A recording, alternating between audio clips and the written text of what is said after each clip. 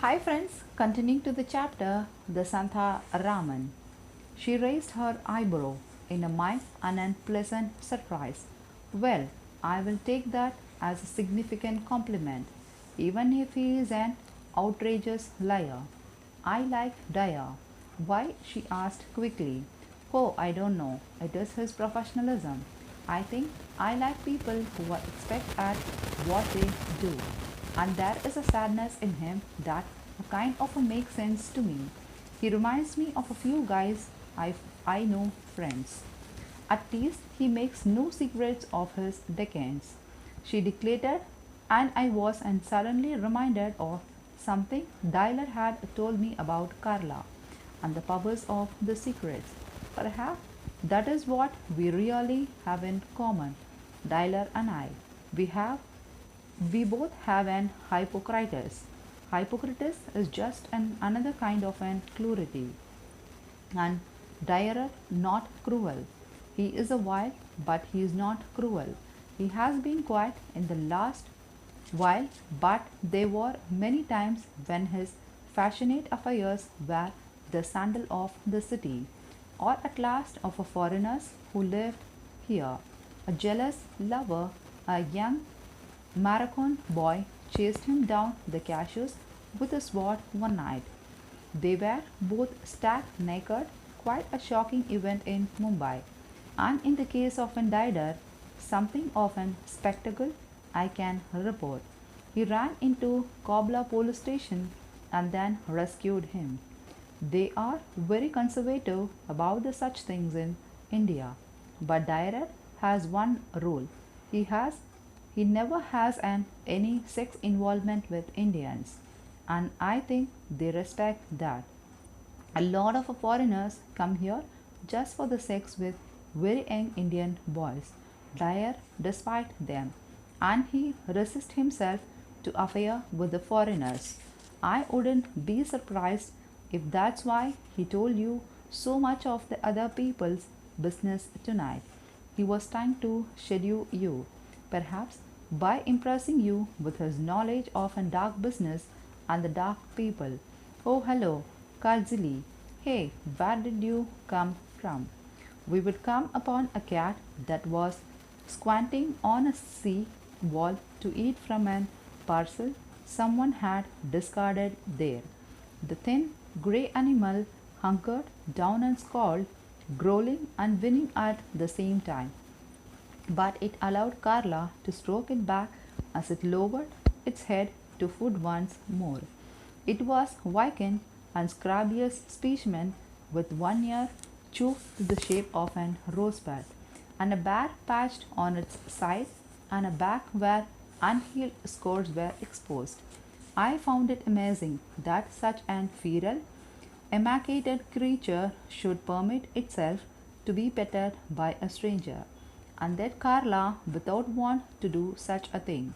Even more astonishing, it seems to be that then was that the cat has such an keen appetite for vegetables and rice cooked in a sauce of a whole, very hot chills. Oh, look at him, she cooked. Isn't he beautiful? Well, don't you admire his courage, his determination to survive? I'm afraid I don't like cats very much. I don't mind dogs, but cats. But you must love cats. In a perfect world, all the people would like be a cats or at 2 o'clock in the afternoon. I laughed. Did anyone ever tell you you have got a very peculiar way of putting things? What do you mean? She asked, turning to me quickly. Even in the street light, I could see that her face was flushed, almost angry. I didn't know that the English language was gentle obsessed with her, that she studied and wrote and worked hard to compose those clever fragments of her conversation. Just that you have a unique way of expressing yourself. Don't get me wrong, I would like it. It is like it very much. It like, well, take yesterday for instance, when we were all talking about the truth, capital the truth, absolute truth, ultimate truth. And is there any truth? Is anything true? Everybody has something to say about it. Diler, Ulla, Murzoyu, even Modena. Then you said the truth is a bully we all pretended to like. I was knocked out by it. Did you read that in a book? Or hear it in a play or a movie? No, I made it up myself. Well, that is what I mean. I don't think that I could repeat anything that the other said and be sure of getting it exactly right. But the line of yours, I will never forget it. Do you agree with it? What? The truth is a bully we all pretended to like. Yes. No, I do not at all. But I love the idea and the way you put it. Her half smile held my stare. We were silent for a few moments, and just as she began to look away, I spoke again to her to hold her attention. Why do you like Briders? What? The other day, the day before yesterday, you said that Briders is one of your favorite places. I have never been there, so I don't know one way or the other. But I would like to know why you like it so much. She smiled, wrinkling her nose in an quasi expression that might have been scornful or pleased. You remember that. Then I guess I better tell you. Brides, how to explain it? I think it is the ocean, the Atlantic. I love brides in the winter time when the tourists are gone and the sea is so frightening that it turns people to stone.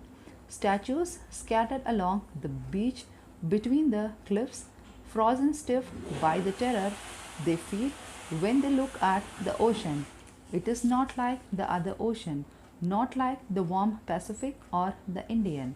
The Atlantic there in winter is really unforgiving and ruthlessly cruel. You can feel it calling to you. You know, it wants to drag you out or pull you under. It is so beautiful. I just burnt into tears the first time I really looked at it, and I wanted to go to it. I wanted to let myself go out and under the big angry waves. It is the scariest thing, but the people in Brias, they have the most tolerant and easygoing people in Europe. I think nothing freaks them out. Nothing is too over the top. It is a kind of a weird. It is the most holiday places. The people are angry and the sea is calm. In Britles, it is the other way around. Do you think you will get a back there one day? To say, I mean, no, she said quickly. If I ever leave here for good, it will, I will mean going back to the States. I grew up there after my parents died, and I would like to go back someday. I think I love it there most of all. There is something so confident and open hearted and a brave about in America, the American people. I don't feel Americans, at least I don't think I do, but I'm comfortable with them. If you know what I mean, more than I am with any other people anyway. Tell me about the others, I asked, wanting to keep her talking. The others, she asked, frowning suddenly. The crew attend Leopard, Dieter, and the others. Tell me about Lelita. To start with, how do you know her? She relaxed, and her eyes roamed the shadow on the far side of the street. Still thinking, still considering, she lifted her gaze to the night sky. The blue white light from a street lamp melted to the liquor on her lips and in the spears of her eyes. Letty lived in Goa for a while. She began, affection playing in her voice. She came to India for the usual mix, parties and spiritual highs. She found the parties and she enjoyed them. I think Letty loves a party, and she had never been much lucky with the spiritual side of things. She went back to London twice in the same year, but then she came back to India for one last try at the soul things. She is on an soul mission. She talks though she is very spiritual girl.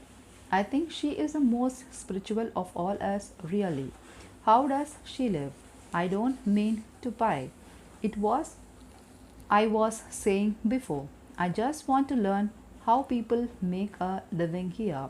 How foreigners get by, I mean. She is an expert with gemstones, and the jewels. She works on a commission basis for some of the foreign buyers.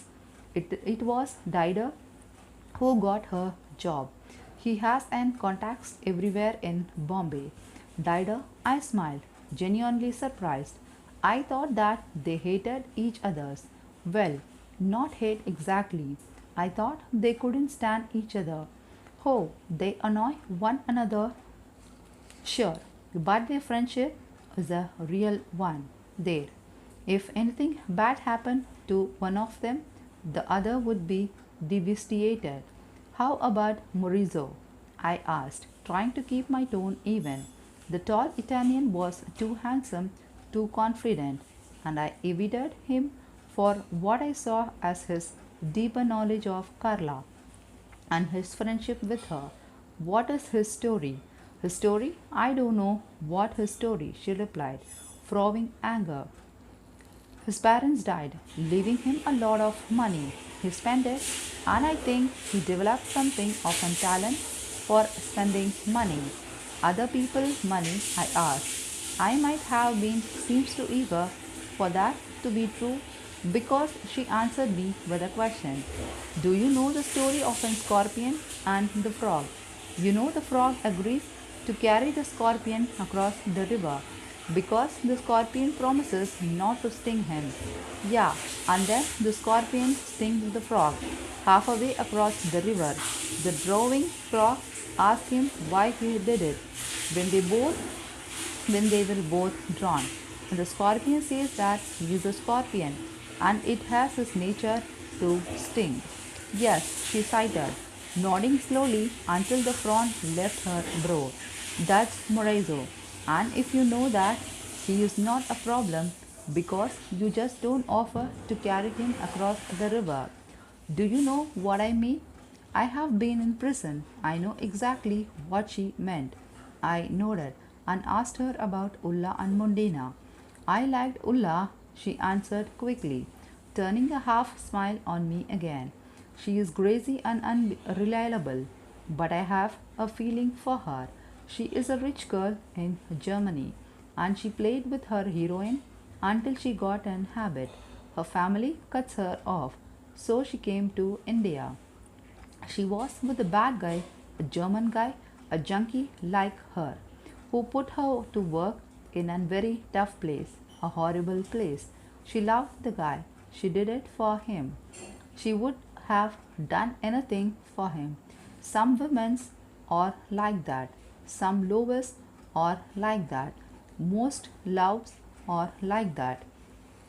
For what I can see, your heart starts to feel like an overcrowded lifeboat.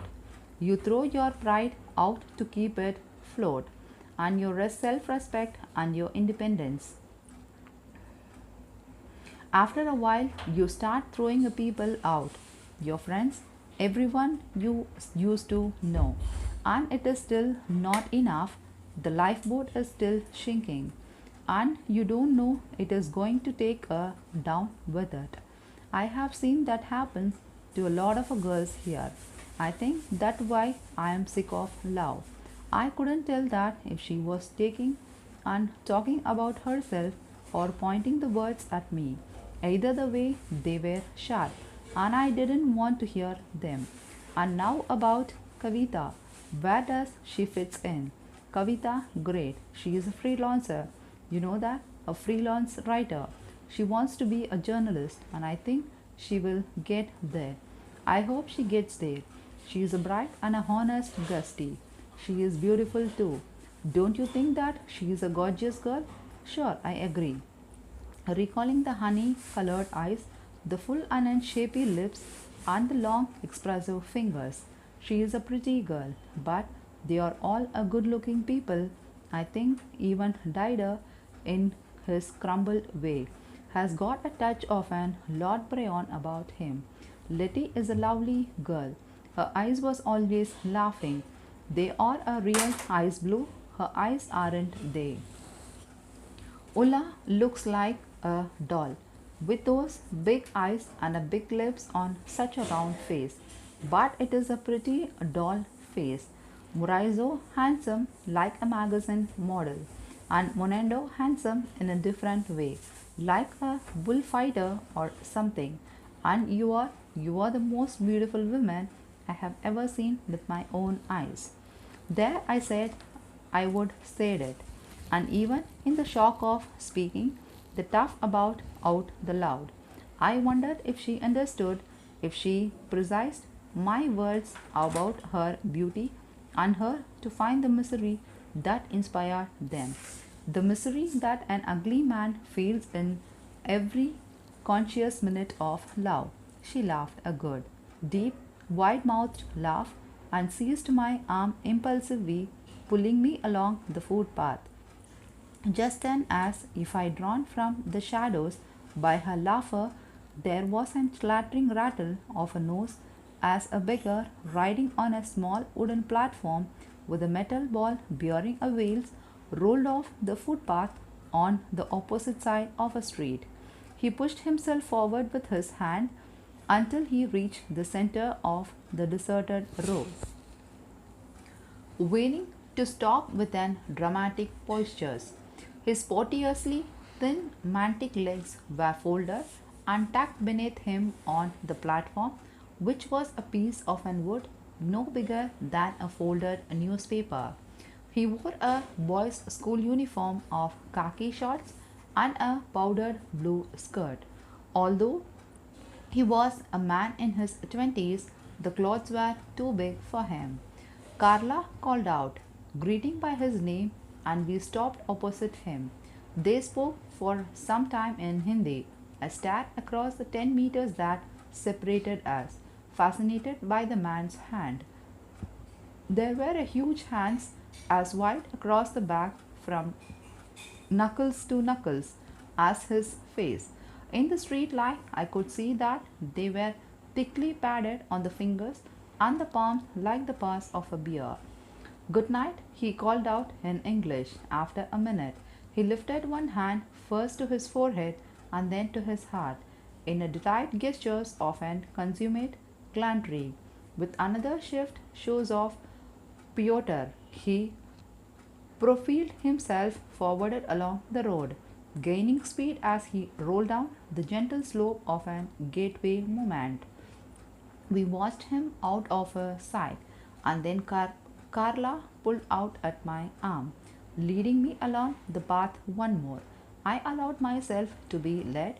I allowed myself to be drawn by the soft pleading of the waves and the road lead of her voice, by the back sky and the darkened night of her hair, by the stone smell of an sleeping street and the perfume sublime on her warm skin.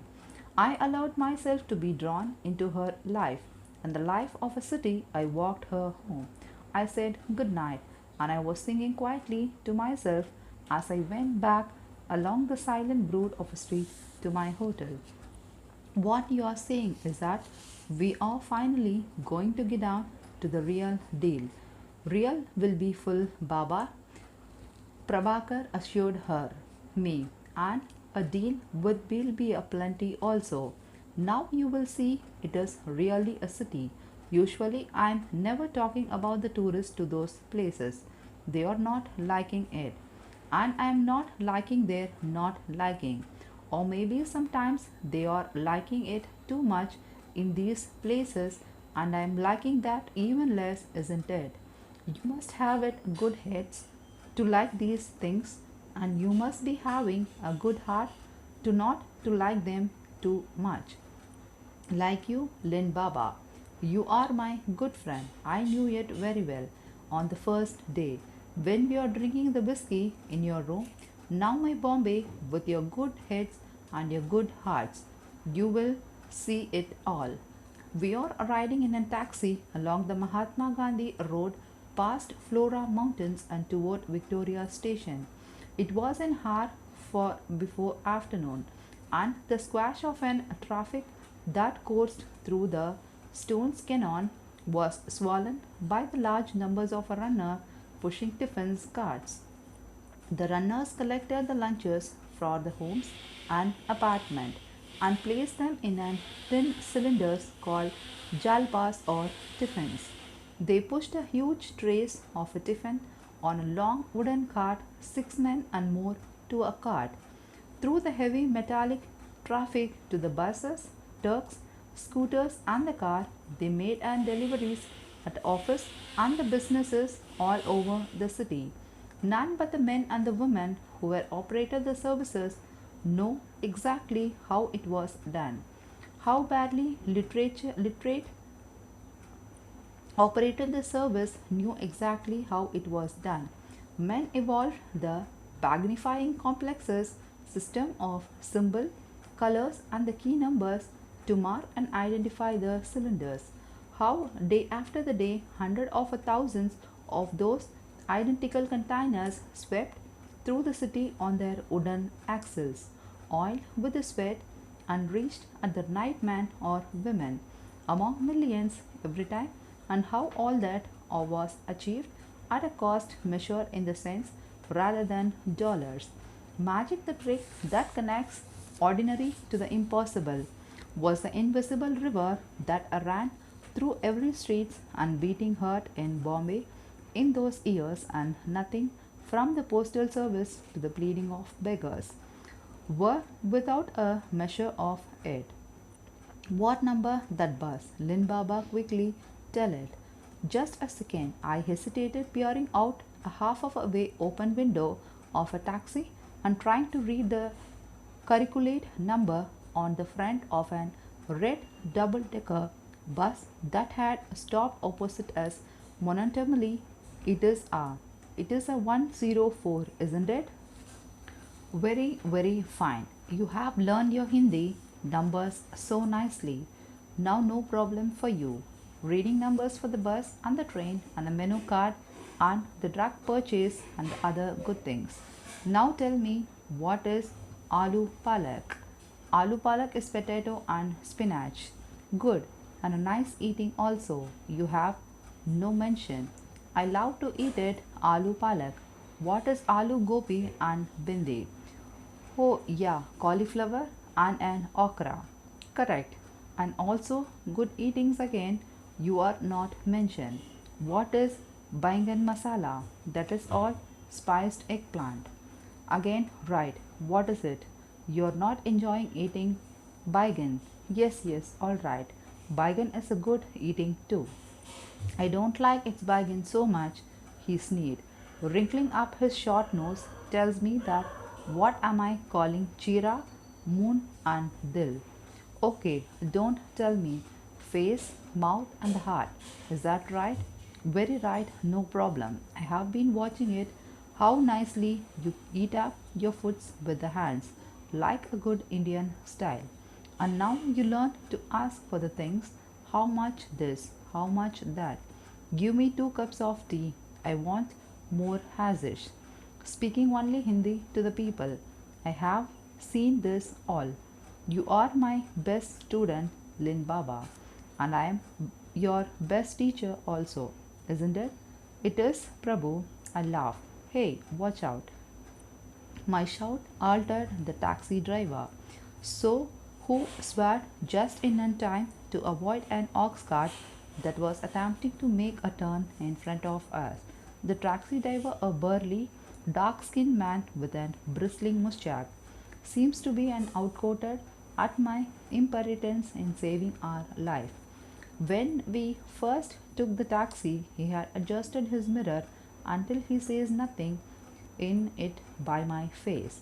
After the near miss, he glared at me, snaring a growl of an insult in Hindi. He drove the cab like a great way, cars swelling left and right to take over the shower vehicles. There was an angry, bullying pungency in his attitude to everyone else on the road. He rushed to within the centimeters of every slower car and its path, sounding his horn, then all but nudging it out of the way. If the slower car moved a little to the left in order to the left him pass, over driver drew beside it, passing it more a time and shouting insults. When he spied another slow vehicle ahead, he sped forward to repeat the procedure. For the time to time he opened his door and leaned out over the road to spit pan juice, taking his eyes off the traffic ahead for a long second as we hurtled along in a rattling cab. This guy was a nut case, I muttered to Prabhakar. Driving is not so good, Prabhakar replied, bracing himself with both the arms against the back of a driver's seat. But I have to say, the spitting and insulting is a first class job. For the Christ's sake, tell him to stop. I shouted as the cab accelerated into an coil of traffic, luring in and squeezed left and right. He is going to kill us. Bankaro, Prabhakar shouted, stop. He added a petty curse for good measures, but the driver only became more enraged. With the car hurtling along to a top speed, he turned his head to snarl at us. His mouth was wide open and his teeth were bare. His eyes were huge, their blackness streaked with rage. Hurry, Prabhakar shouted, pointing out past the driver. It was too late. The man turned quickly, his arms stiff at the 2 second, 3 second, and I heard a glutter gasp of an air from a deep in his throat. It was a sucking sound like the lifting of a flat stone from a moisty clay on the edge of a river bed. Then there was a bump and a crash, and we slammed into the car that had stopped in front of us to make a turn. We were thrown forward into the back of his seat and heard two thumping explosions as two other the car rammed into us. Shattered glasses and the chrome fragments rattled on the road like thin metallic applause in the sudden silence that followed the impact. My head had hit the door in a tumble spill of accident.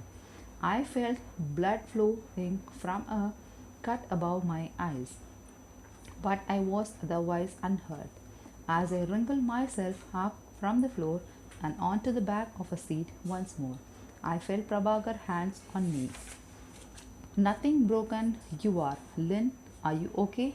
I'm okay, I'm okay. Are you sure? Everything not broken? Jesus, Prabhu, I don't care how good this guy spitting is, I said, laughing nervously and racked with relief. He doesn't get a trip. Are you all right? We must go out, Lynn, he answered, his voice rising to an historical whine. Out of here, now. The door on his side was jammed shut, and he began to push it up with his shoulders. He couldn't budge it. He reached across me to try the door on my side, but saw at once that the another car was jammed against it, pinning it shut. Our eyes met, and there was such fear in him, such terror in the white rimmed blood of his eyes. Then I felt the coldness of it deep in my chest. He turned at once and threw himself again at the door on his side. My mind was muddy water, and one side splashed up from it, clear and explosive fire. Is that what he afraid of? Once I have asked myself the question, I couldn't stop thinking it. I looked at the terror that pulled up the Prabhakar's gasping mouth, and I was sure that the taxi was going to catch the fire. I knew we are trapped there. The rear window in all the Bombay taxi I had seen didn't open beyond a few centimeters. The doors were jammed, and the windows wouldn't open, and the taxi was going to explode in the fire, and we were trapped, burned alive. Is that what he is so scared? I looked to the driver. He was slumped awkwardly between the steering wheel and the door. His body was still, but I heard him moaning beneath the thin shirt The abacus right on his spine rose, and a well fell with each slow and swollen breath. Faces appeared at the window of the crab, and I heard excited voices. Prabhakar looked out at them, turning his way, and that his face cramped in an expression of an terrible anxious. Suddenly he cramped over the seat in the front of the car and wrestled the passenger's door open. Turning swiftly and grabbing at my arms with surprising strength, he tried to drag me by main forces over the seat that divided us. This way, Lynn, get out, now hurry, hurry. I climbed up and over the seat. Prabhagar got out of his car, pushing his way into the crowd of onlookers. I reached out to the driver, trying to praise him from abstracting the rim of steering wheel. But Prabhakar's hands were on me again, brutally rough. The fingernails of one hand tore into the skin of my back, and the other wrenched at the collar of my shirt. Don't touch him, Lynn, he almost screamed. Don't touch him. Leave him and get out. Get out now. He dragged me from the car and through the hedge of the bodies, pressing in on the accident. On a footpath nearby, we sat beneath the fringe of half-thrown leaves that overhung a fence of rough iron spears and inspected one another for injuries. The cut of my forehead above my right eye wasn't as serious as I thought. The bleeding had already stopped and it began to weep a clear plasmic fluid. I was sore in a few places, but it was no cause for concern.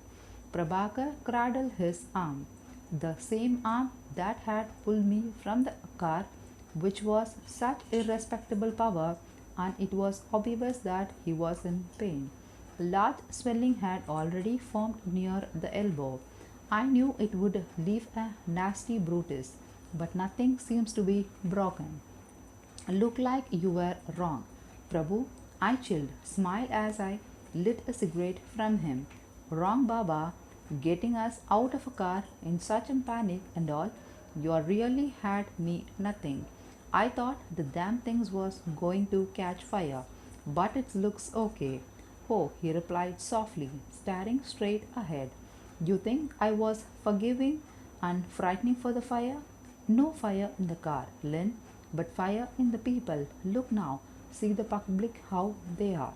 We stood stretching the ache from the shoulders and the whip lashed necks, and looked towards the wreckage some 10 meters away. About 30 people have gathered around the four crashed vehicles. A few of them were helping the drivers and the passengers from the damaged car. The rest huddled together in groups, gesturing wildly and shouting. More people streamed towards the site from every direction. Drivers of the other cars that had been blocked from traveling further left his vehicles and joined the crowd. The 30 people became 50, 80, then 100 as we watched. One man was the center of attention. It was his car that had been trying to run right. His car we had smashed into with the brakes off full lock. He stood beside the taxi, bellowing with the rage. He was a round-shouldered man in his middle 40s, wearing a grey cotton safari suit that had been tailored to accommodate the extravagant boast of his large paunch. His thinning hair was awry. The breast pocket of his suit has been torn. There was a rip in his trousers, and he had lost one sandals.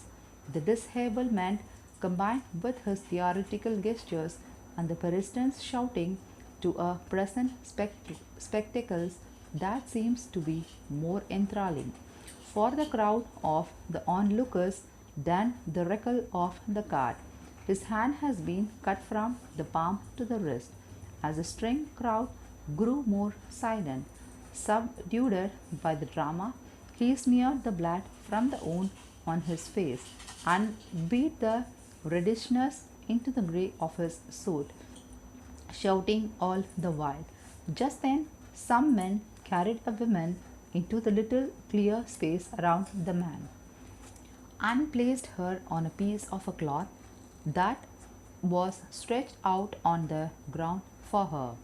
They shouted instruction to the crowd, and in a moment of an wooden car appeared, pushed by a bare-chested man wearing one saitals and a short lungis. The woman was lifted onto the car, her red saris gathered up in the folds and wrapped about her legs. She may have been the man's wife. I couldn't be sure. But his rage suddenly grew hysterical. He seized her roughly by the shoulders and shocked her. He pulled at her hands. He appealed to the crowd with an enormous hysterogenic gestures, flinging his arm wide and then striking his own blood-streaked face. They were the gestures of an pantomime, the extravagant stimulation of a silent film, and I couldn't help them thinking they were abused and funny. But the injurious people have sustained very real, as were the rumbling threats that struck through the ever increasing crowd. As the semi consciousness woman was strangled away on an humble cart, a man hurled himself at the door of a taxi. Wrenching it open, the crowd reacts as one. They dragged the dazed and injured the taxi driver from his cab in an instant and flung him on the bonnet of the car. He raised his arm in a feeble pleading, but a 25 hands pounced and tore at him. Blows drummed on his face, chest, nose, stomach, and groin. Fingernail scratches and ripped, tearing his mouth open on one side almost to the car, and shredding his shirts to the rags. It happens in second, I told myself as I watched the beating, that it was all too fast, that I was dazed, and there was no time to react. What we all call a cowardice is often just another name for being taken by the surprises, and the courage is seldom any better than simply being well prepared. And I might have done more.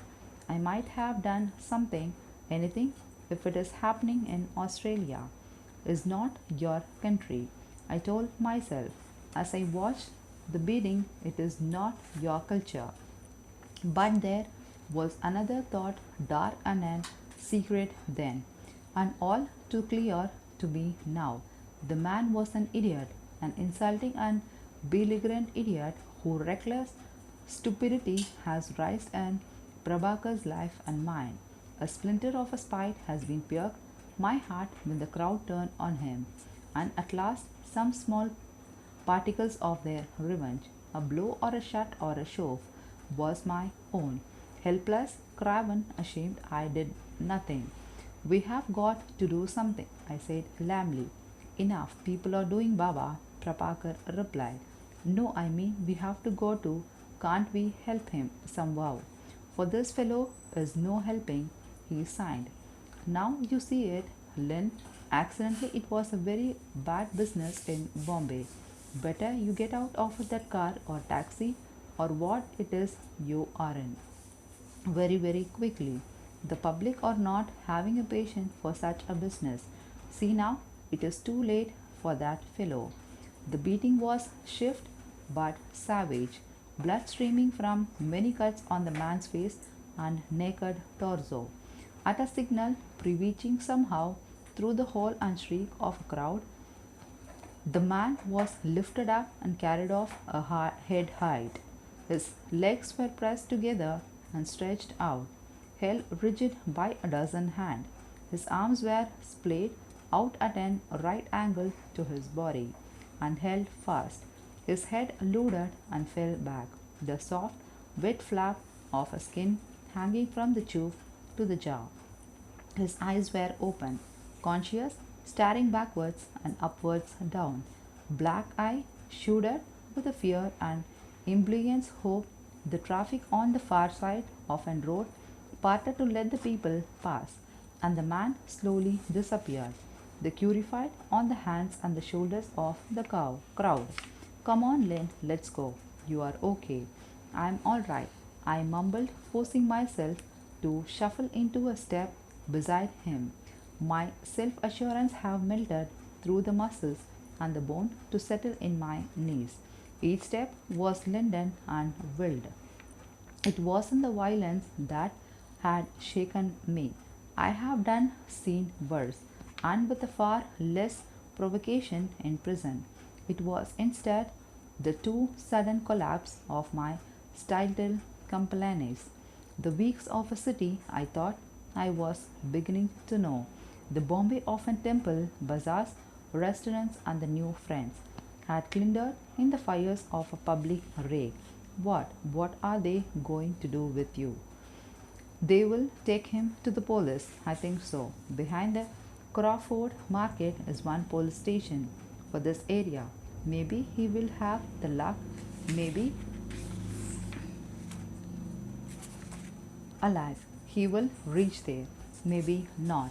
He has a very quickly karma, this fellow. You have seen this before. Oh, many times, Lin Baba. Sometimes I drive it, my cousin's Shantu's taxi. It have been seen so many angry uh, publics. This is why I was getting so afraid for you and for my good self also. Why does it happens like that? Why did they get so crazy about it? This is nobody knows, Lynn. Prabhakar shrugged, quickened his pace a little. Wait a minute, I paused, stalling him with a hand to his shoulders. Where are we going? Still going for the tour, isn't it? I thought maybe you want to call it or off for today. Calling off why? We have it a real and full del of sea. Lin Baba, so let's go now. But what was about your arm? Don't you want to get it to see to? No problem this arm. Lin, for the last of an touring, we will have some whiskey drinks in a terrible place, I know. That will be a good medicine. So come on, let's go now, Baba. Well, okay, if you say so, but we are going the other way, weren't we? Still going the other way, Baba? Prabhakar replied with some urgency. But the first going this way only. Over there is a telephone at the station, and I must call my cousin, working now at an Sunrise restaurant as a dishes washing boy. He is wanting a taxi driving job for his brother. Suresh and I must give his number and the boss name of the driver. Now gone with the people, that fellow boss will be needing a new driver now, and we must hurry for such a good change, isn't it? Prabhakar made that call. Seconds later, he continued his tour of dark side of a city without a heartbeat of hesitation in another taxi as if nothing had happened. Nor did he ever raise the matter with me again when I occasionally spoke of it. He responded with a shrug or some bland comments about our good luck in avoiding serious injury. For him, the incident was like a brawl in his nightclub or a slash of rival supporters at a football match. Commonplace and unremarkable unless you happen to be in the center of it. But for me, that sudden savage, bewildered riot, the sight of that taxi driver floating away on an rippled wave of hands, shoulders, and the heads was turning point. A new understanding emerged from it.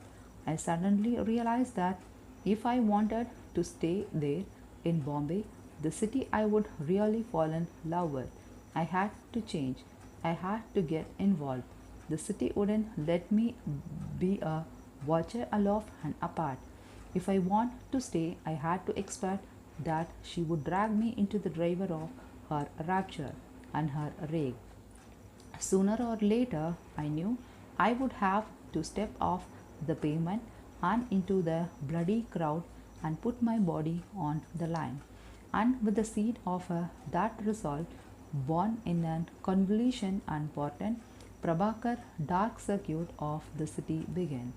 When he resumed out a tour, he took me to the slave market not far from Dongri, an inner suburb famous for its mosque, bazaar, and the restaurant specializing in an Mohali dishes.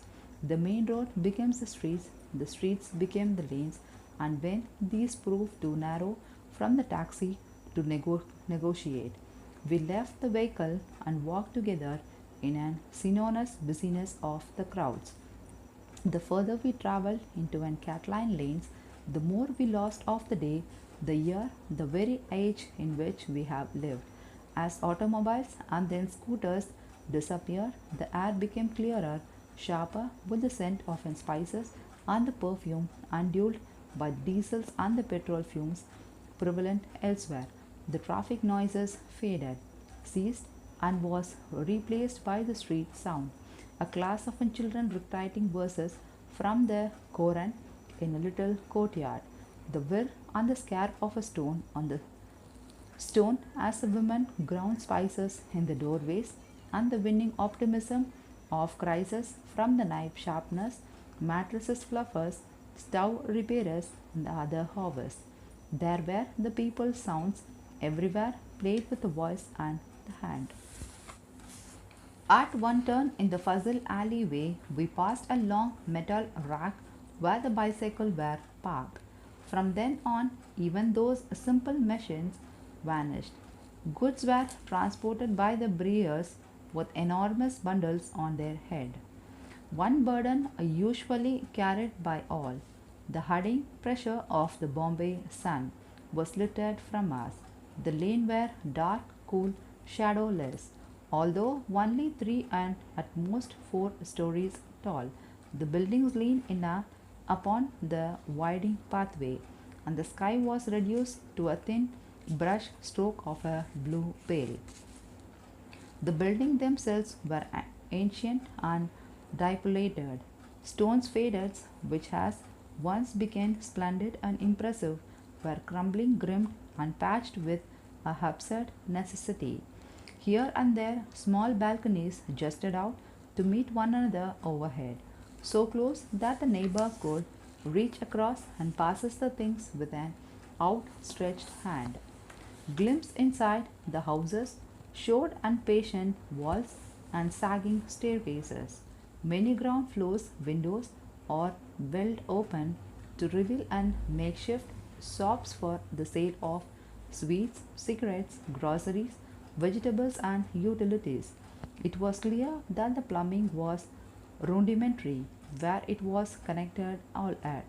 We paused at several places where women gathered with a metal or a clay pot to collect water from a single outside tap, and sinking over all the buildings like the metals cobweb were complicated treatise of an electrical continent and the wires, as if even the symbol of a source of a modern age and its power was no more than a fragile, temporary net that might be swept away by the rough gestures.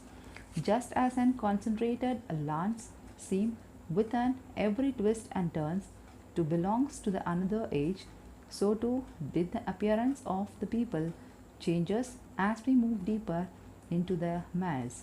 I saw less and less of an Western style cotton shirt and trousers so common everywhere else in the city, until finally those fashions disappeared from all but the youngest children. Instead, the men wore traditional garlands of a colorful diversity. There were long silk shirts that descended to the knee and were fastened with pearl buttons from the neck to the waist. Caftan robes in a plain color of the strips, hooked cloths that resemble the garb of an monk's, and an endless variety of an skull caps in a white or beaded colors, and turbans in yellow, red, and an electric blue. The women were more conspicuously bedwelled, despite the indigence of the quarter, and what those jewels lacked in the money worth was found in an extravagant of their design. No less prominent were the caste makes tattoos on some foreheads, cheeks, hands, and wrists, and every bare feminine foots were graced by the anklets of silver bliss and coiled brass toe rings. It was as if all those hundreds of a people were customized from the home for themselves, not for the public promenades. It was as if they were safe there to the cloth themselves in the traditional and display. As the streets were clean, the buildings were cracked and smeared, and the constricted passageways were crowded with the goats, chickens, dogs, and people, and each them face showed the shade and a halo of an plenary. But the street and the people were stainlessly, sculpturously clean. We turned them into more ancient alleyways so narrow that the two-person passes one another only with the difficult. People stepped into the doorways waiting for us to walk past before they moved on. The passage had been covered with a false ceiling and stretched away, and in the darkness it wasn't possible to see more than a few meters in front or behind. I kept my eyes on Prabhakar, faithfully that I wouldn't find my way out alone. The little guide turned often, drawing my attention to loose stone in the path ahead, or a step, or some obstruction overhead. Concentrating on those perils, I lost my orientation. Absorption, my mental map of the city turned blurred, faded, and I couldn't guess at the direction of the sea or the major landmarks Flora Mountain, Wheatley Station, Crawford Market. We had passed on our way to the quarter. I felt myself to be so deep in the flow and reflex of these narrow lanes, so smoothed by the intimacy of an open doors and perfumed bodies, that it seems that I was walking inside the building, inside the very homes rather than between them. We came upon a stall where a man in a sweat stained cotton was stripped battered foods, frying in a dish and bubbling the oil. The blue flames of his kerosene stove, airy and clusters, provided the only light. Emotion haunted his face. It was anxious, some kind of anxious, and the dull Scotic anger that hang in the eyes of repetitive, ill paid work. Prabhakar moved past him and into the darkness beyond. As I approached the man, he turned to face me, and his eyes met mine. For a moment, the full force of his blue little anger was directed at me. Long years after the day that Afghan guerrillas I came to know as a friend on a mountain near the siege of Kandar talked for an hour about the Indian films and their favorite Bollywood movie stars. Indian actors are greatest in the world, one of them said once, because Indian people know how to shoot with their eyes. That the backstreet fired food cooked started at me while shooting eyes and stopped me as surely as if he had pushed a hand into my chest. I couldn't move. In my own eye, there were the words, I'm sorry that I have to do this work. I'm sorry that you're old. Your life is too hot and dark and unremembered. I'm sorry that I'm entreating. Still staring at me, he grabs the handle of his dish. For one, two, and thuddling heartbeats, I was gripped by the ridiculous, terrifying thought that he was going to throw the boiling oil in my face. Fear jerked at my feet, and I moved, easing my way past him with my hands flat against the damp surface of the stone wall.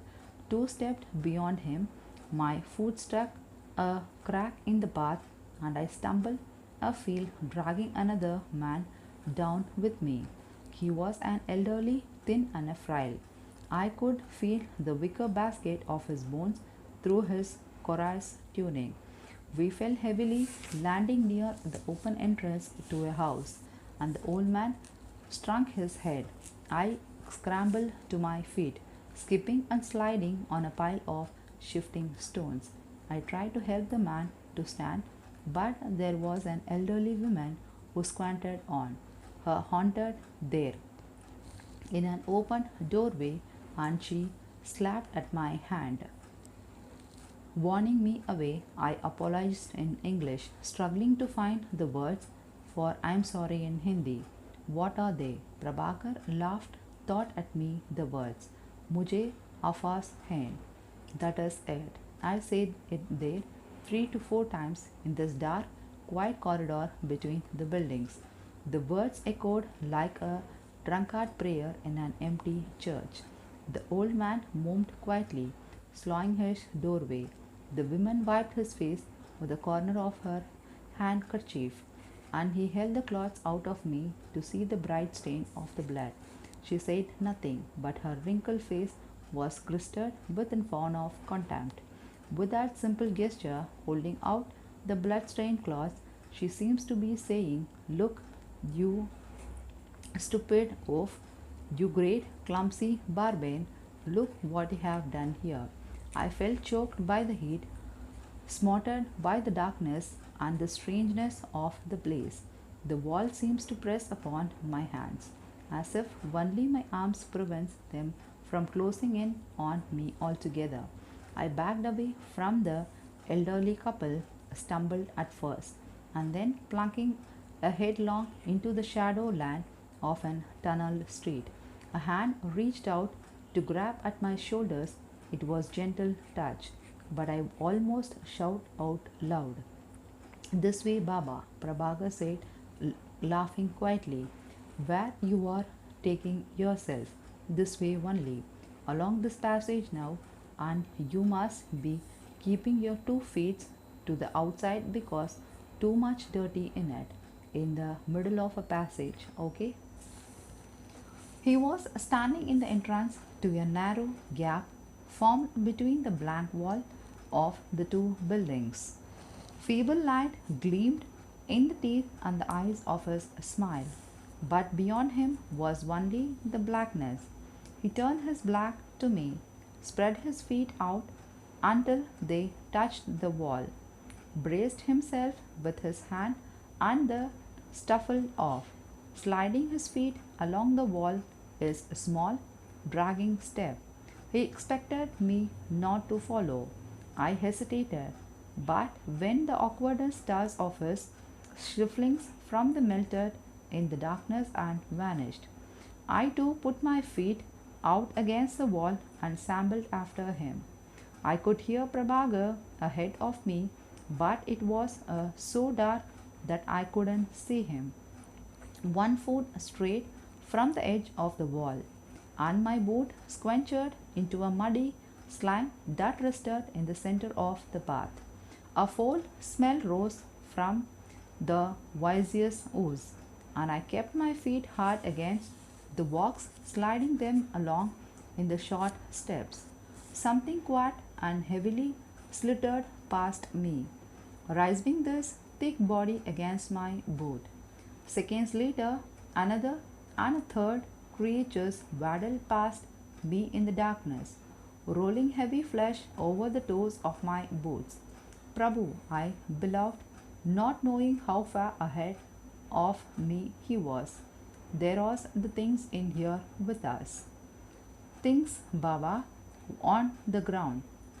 Something crawling on my feet. Something heavy. Only rats are crawling here, Len. There are no things." "Rats? Are you kidding?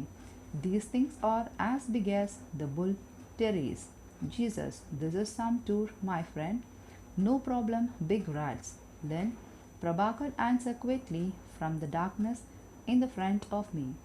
"Big rats are friendly fellows, not making mischiefs for the people. If you don't attack them, only one thing is making them bite and scratch and such things." "What is that, for God's sake?" "Shouting, Baba," he replied softly. "They don't like the loud voices." "Oh, great. Not you, tell me," I croaked. "Is it much further? This is starting to give me the creeps." He had stopped, and I bumped into him, pressing him against the pallid surface of an wooden door. "Where are here?" he whispered, reaching out to knock with a complex series of tapes and pauses. There was a scar and a slunk as a heavy bolt slid free. and then the door swung open, dazzling us with a sudden bright light. Prabhakar grasped my sleeve and dragged me with him. Quickly, Lynn, no big rats allowed inside. We stepped inside a small chamber heaved in my blank walls and lit from high above by a raw silk rectangle of the sky. I could hear the voices from a deeper within the cul-de-sac. A huge man slammed the gate shut. He put his back to it and faced us with a showl, teeth bared. Prabhakar began to talk at once, palisading him with so soft words and fawning gestures. The man shook his head repeatedly, interjecting regularly to say no, no, no. He lowered, towered over me. I was standing so close to him that I could feel the breath from his wide nostrils, the sound of it like the wind whistling through the cave of an rocky store. His hair was very short, exposing ears as large as numbly as a boxer practice mitts. Thank you.